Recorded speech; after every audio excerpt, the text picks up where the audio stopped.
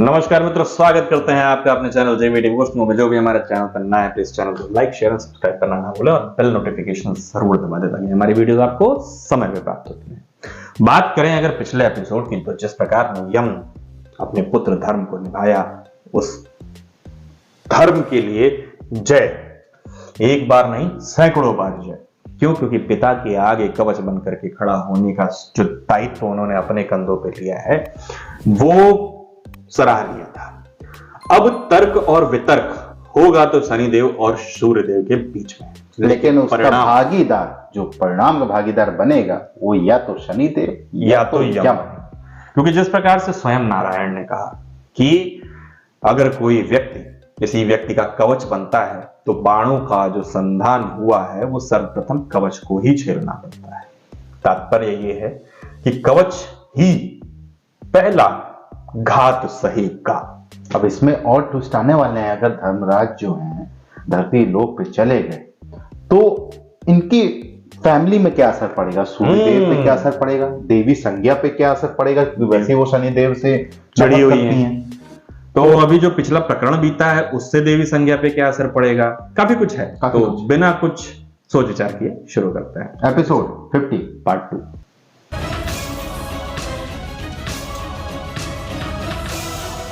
अब आप तर्क प्रारंभ कर सकते हैं। हाँ भाई, हम भी बहुत देर से वेट कर रहे हैं। सही बात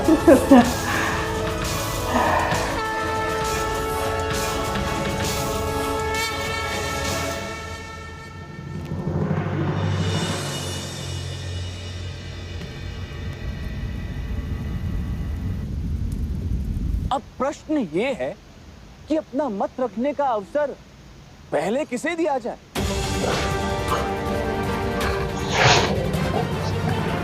युद्ध हो या तर्क, पहला प्रहार, पहला अवसर अत्यंत महत्वपूर्ण होता है और अधिकतर सबसे अधिक लाभदायक भी। टॉस की शुरुआत यहीं से हुई थी, शायद लग तो रहा है। किंतु इस सभा में यदि पहला तर्क ही सत्य सिद्ध हुआ तो दूसरे प्रतिद्वंदी के पास कहने के लिए कुछ विकल्प बचेगा ही नहीं।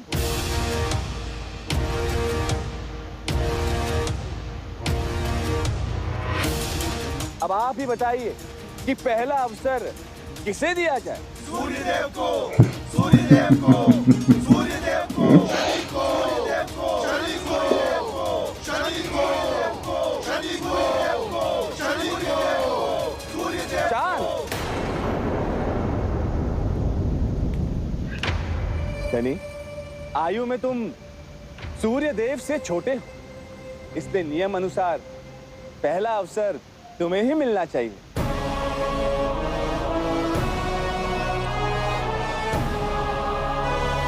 मुझे लगता है शनिदेव जाने देंगे ये अवसर। शायद नहीं देवऋषि, पहला अवसर सूर्यदेव को मिलना चाहिए। तर्क, इसके पीछे का कारण?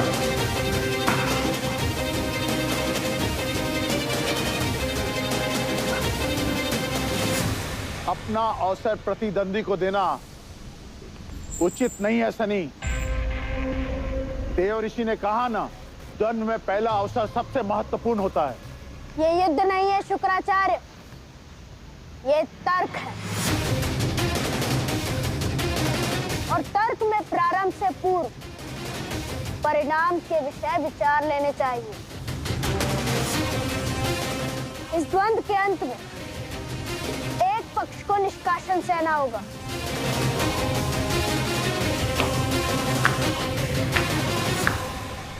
और देवों की ओर से एक नहीं बल्कि 2 जीवन दांव पर है। वाह,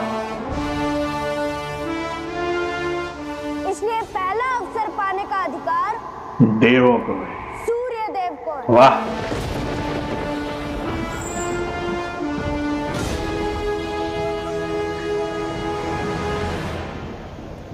उत्तम, अति उत्तम। सूर्यदेव, पहला अवसर आपका हुआ। आइए और अपना मत दीजिए।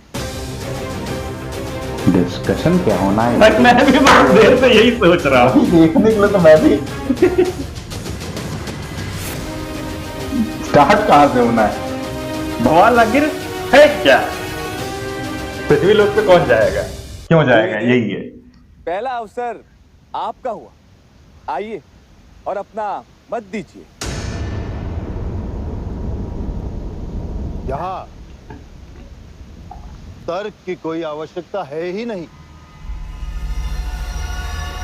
देव और असुर दोनों एक ही पिता की संतान होने के पश्चात भिन्न है। कारण इनका स्वभाव, इनकी प्रकृति।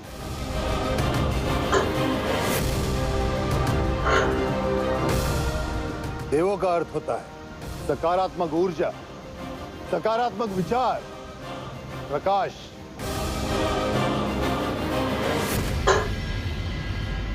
और किसी भी नई जाति के उत्थान के लिए इन गुणों का होना आवश्यक है। Positive thinking. मनुष्य जाति महान बने, इसलिए देवों के ये सकारात्मक गुण होने आवश्यक है। शनि,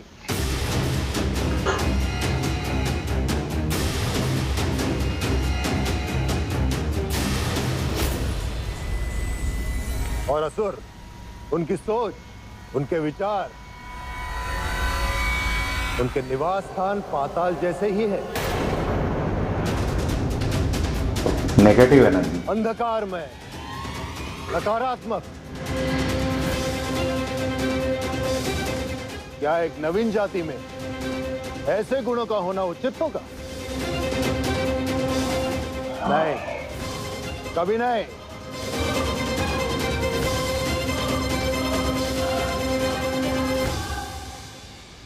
प्रकाश के लिए त्रिदेव ने देव को चुना, पंचभूतों के लिए त्रिदेव ने देवों को ही चुना।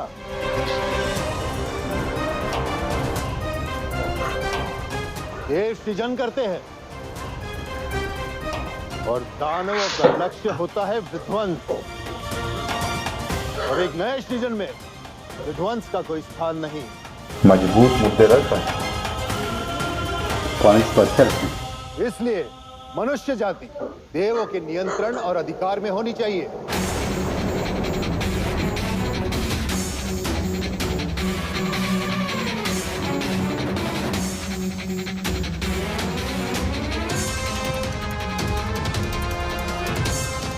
अद्भुत, सूर्यदेव। अद्भुत। मेरा वाली लाइन बोल दिया इसने।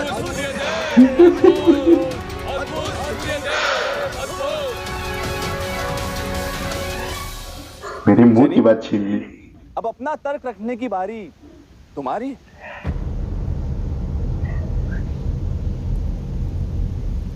मैं सूर्य देव से सहमत हूं।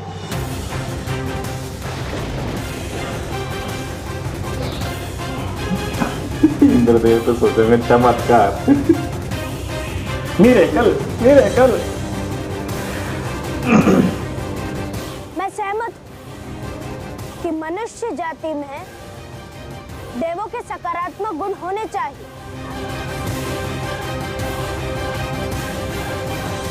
परंतु मैं इस मत से सहमत नहीं कि मनुष्य जाति केवल देवताओं के नियंत्रण में हो।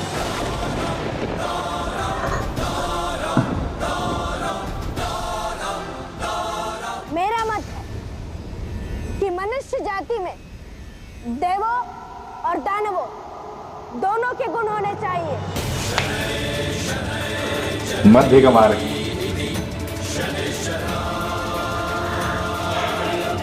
नारायण नारायण। शनि, तुम्हें अपने कथन का स्पष्टीकरण देना होगा। त्रिदेव के अथक प्रयास के पश्चात भी देव और दानव कभी एक दूसरे के साथ रह नहीं सकते। फिर एक ही जाति में ये दोनों गुण कैसे दोनों के गुण होना कैसे संभव है?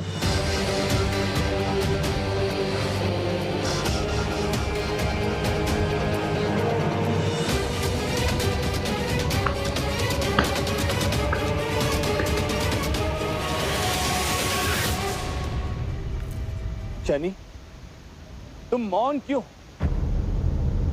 अपने कथन का स्पष्टीकरण दो, अन्यथा तुम्हें सदैव के लिए पृथ्वी लोक पर निष्कासित कर दिया जाएगा।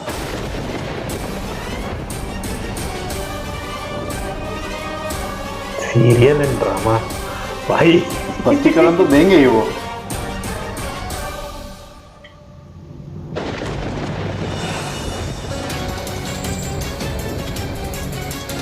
एक टाइमिंग भी फिक्स कर रखी है। हाँ, लग तो ऐसा ही रहा है।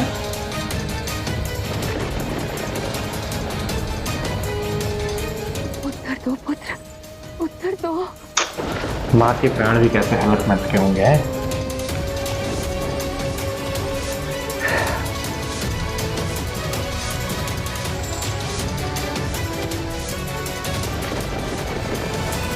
शनि, भाई टाइमिंग है फिक्स।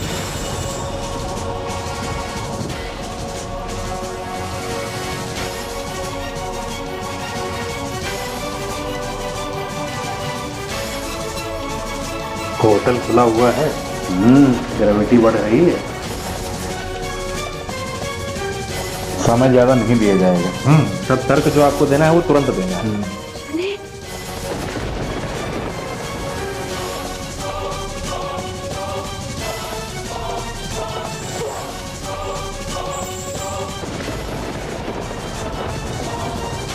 एक माँ के चेहरे पे खुशी, एक माँ के चेहरे पे दुख।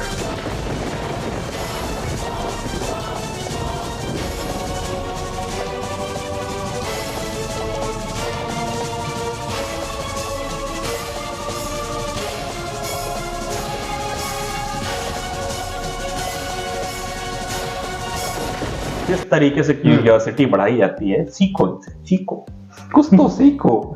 हमें लग ही रहा था कि ये एपिसोड यही खत्म हो जाएगा। जिस हिसाब से म्यूजिक बढ़ रही थी, सस्पेंस बिल्ड किया जा रहा था। स्पष्टीकरण तो देंगे, अवश्य देंगे, लेकिन ये है कि नेक्स्ट एपिसोड में देंगे, क्योंकि हमें भी स्पष्टीकरण का बहुत इंतजार था। लेकिन ये दरअसल अब मैं अपना ज्ञान यहाँ पे प्रदर्शित करूंगा।